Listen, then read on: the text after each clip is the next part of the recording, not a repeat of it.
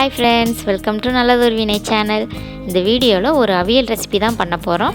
அதுக்கு 3 கத்திரிக்காவை இந்த மாதிரி நீளமாக கட் பண்ணி வச்சுருக்கேன். ஒரே ஒரு வாழைக்காவையும் இந்த மாதிரி நீளமாக கட் பண்ணி வச்சுருக்கேன். அதை ஒரு பாத்திரத்தில் சேர்த்துக்கலாம். அது கூடவே 2 கிளாஸ் போல் தண்ணி சேர்த்துக்கலாம். இப்போது அரை ஸ்பூன் போல் உப்பு சேர்த்து ஒரு தடவை நல்லா மிக்ஸ் பண்ணி விட்டுக்கலாம். காய் மூழ்கிற அளவு மட்டும் தண்ணி சேர்த்துக்கோங்க.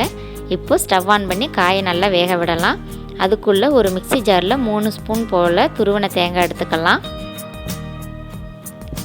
அது கூடவே அரை ஸ்பூன் ஜீரகம், அரை ஸ்பூன் சோம்பு, 2 பச்சை மிளகாவை சேர்த்து நல்லா கொரகொரப்பாக இந்த மாதிரி அரைச்சி எடுத்துகிட்டு வந்துடலாம்.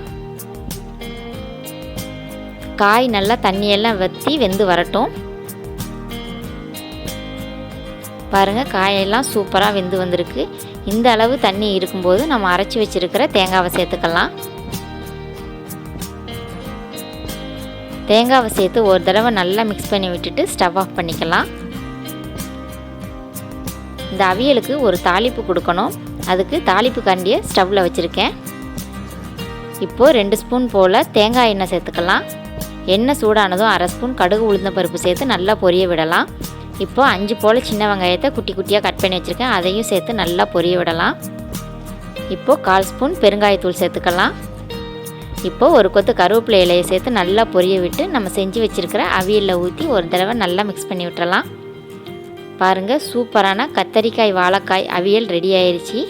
இந்த அவியலை நீங்களும் உங்கள் வீட்டில் ட்ரை பண்ணி பாருங்கள். எப்படி வந்ததுன்னு எனக்கு கமெண்ட் பண்ணுங்கள். இந்த வீடியோ உங்களுக்கு பிடிச்சிருந்ததுன்னா லைக் பண்ணுங்கள், ஷேர் பண்ணுங்கள். மறக்காமல் நல்லதொரு வீணை சேனலுக்கு சப்ஸ்கிரைப் பண்ணுங்கள்.